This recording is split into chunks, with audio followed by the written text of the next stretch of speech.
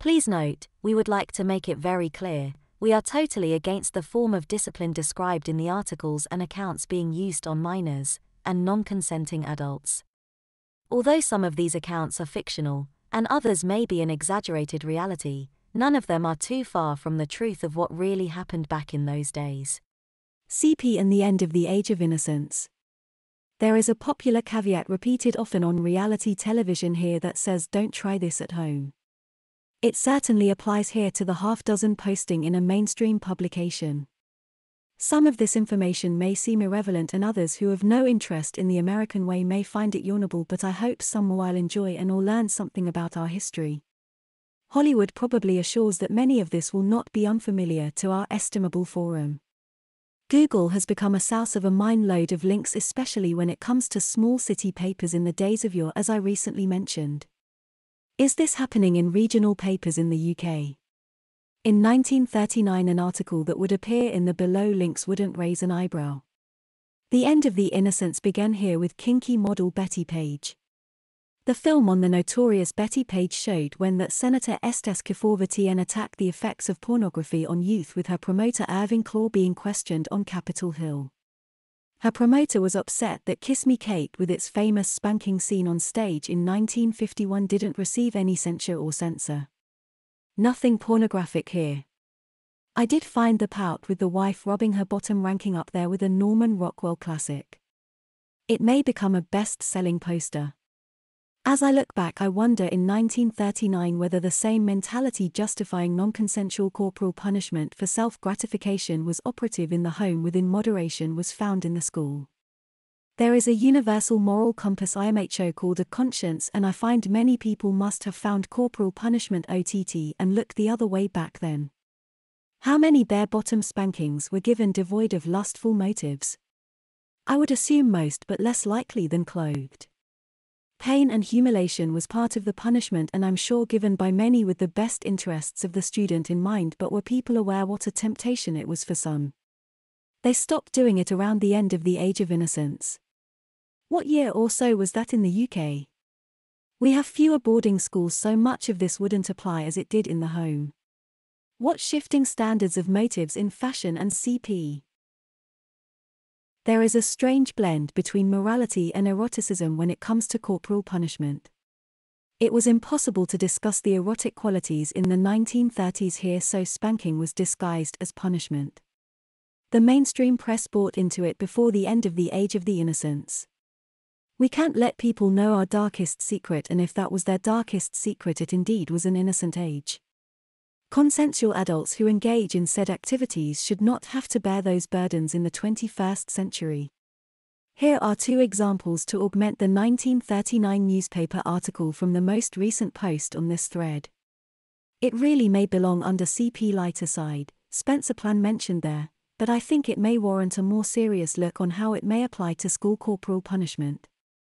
Sadism and eroticism are not totally divorced from the administration of corporal punishment in some cases, and hopefully with accountability and transparency can ameliorate that was lacking when I was a student. The cartoon was based on the Los Angeles Times story. There were 59 wives of spanking husbands, and one was being formed in Sioux Falls, South Dakota, a community of only 80,000 in 1940 census, and perhaps the last place you would think of, but you never know, and certainly the inspiration for the cartoon. By the way, sorry about repairing a link in the first post. After the Second World War, the punitive aspect of spanking lessened and it became wrapped up into either a theatrical piece or romantic comedy, and it became more overtly sexual but still very tame, while Hollywood kept its focus on the family. I think these links are more appropriately posted here as a recently digitalized 1940 newspaper story. Pub Deb was the precursor to the anti-Nazi films that were going to inundate Hollywood. There is also the picture of Doris Dudley with Skipper, Butch Jenkins, who surpassed the fame of her mother in the last two links. The first article involves the spanking of Brenda Joyce, who played Jane in Tarzan. Hollywood's world revolves so far from the states that practice corporal punishment that there are sections of the United States that whole parts of the country don't even see corporal punishment administered in film. This was true during the days when paddling was more frequent and even more true now. Now spanking is shown as overtly sexual, as recently posted program entitled Weeds, and the biggest scandal a Hollywood star can be caught in is to get caught spanking their child. Corpun did a section on spanking cells, but I think it needs to be seen in the context of this thread, end of the Age of Innocence. For sure the pictures are familiar, but until Google started publishing popular magazines the images were only found in private collections. I noticed Dean Clark obtained a photo of a caning captured on camera in Australia. It is said that all meaning is context derivative, and I think seeing these ads in the context of a magazine gives the reader a better understanding of the times. During World War II, American women took the places of men, and ads showing women as weak or stupid wouldn't fly. The other entries were around 1939 to 1940. There was no true recovery from the Great Depression of 1929 until the war. The men came home with jobs and the women were taken care of financially, so the role of housewife became imaged in Hollywood and Madison Avenue. Rock Hudson and Doris Day showed the glamorous side in Pillow Talk, and Desi Arnaz and Lucille Ball showed it on the small screen in I Love Lucy, where Lucy was on the receiving end from her husband's Cuban temper. The question really is, when did the eyebrows start being raised, or were they considered naughty to begin with, or when were they seen as erotic? These ads were light-hearted for sure and unusual, but not outrageous, hence such ads were relatively scarce. When did women realize the sexist's assumptions, or did they already know? IMHO Van Heusen was overtly sexual and was giving a message to the man: if you want to enjoy getting pleasure from your women, dress to attract her.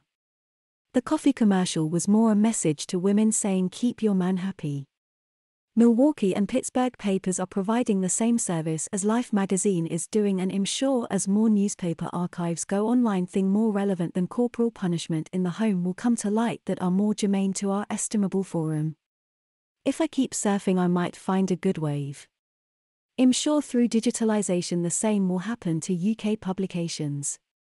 And perhaps have already had. When it comes to school corporal punishment with the genders, these sharp delineation of roles may account for the sugar and spice versus the rustle and tussle factors. In the South, boys were more on the receiving end than girls prior to women's lib than after. IMHO human nature is human nature, and their behavior didn't change, but the perception that both genders were deserving and would equally benefit made the disparity lessen. I don't think the girls are being spared on account of the gender, but what behavior the school considers paddle merit. Offenses and sanctions relating to things like TARDIS and skip detention that both genders are likely to do lead to parity. I absent smoking from the discussion because, relatively speaking, that has not shown itself to be not that significant of the portion being paddled. May 23, 1949. Spanking sells shirts. Life magazine. It would be a redhead that gets the spanking. Today every spanking filmed is to satisfy the spankos. Were the producers and directors aware of this when they did these publicity stills? Were they comic? Were they meant to attract viewers who knew Thai would prove titillating? I think I've identified the era of the Age of the Innocence as a few years shy of 1970, which was of course the time when people felt more comfortable to talk about their sexuality openly. Spankings began to leave the mainstream media. These two links cover the golden years of cinema spanking, and in not a salacious manner. The sexual element has not been part of the anti-CP zealot campaign. Just think of Paula and the bathing suit area arguments against CP and gender restrictions with high school age students more so than the lower school ages. Whoever runs this adult site has access to some of the best material online. American Magazine ran from 1906 to 1956. The days of a photo showing a teenage girl being spanked with spanking tips offered are long gone. The days of hard copy stacks and microfiche have given way to digitalized stories. Maybe it will come up soon, for it is a recently posted photo. Granted, teenagers were often turned over their mom's knees, but doing stories about it ended more than 50 years ago. As spankings become less frequent at home, they become less acceptable in school. States that are most adamant against CP, like Massachusetts, are the ones pushing for laws against spanking in the home. A picture may tell 1,000 tales, but I would still love to read the story. It has to be out there somewhere if it's in Yahoo. Happy lurking. American Magazine. I think it is sad that after more than 60 years Tufts College won't show an on-stage spanking from Kiss Me Kate. Since this is a college production, the kids are consenting adults and maybe even the oldest spanked in school, albeit not in a disciplinary context. Wilson in The Promised Land would qualify. Boy, did those poor girls get spanked hard.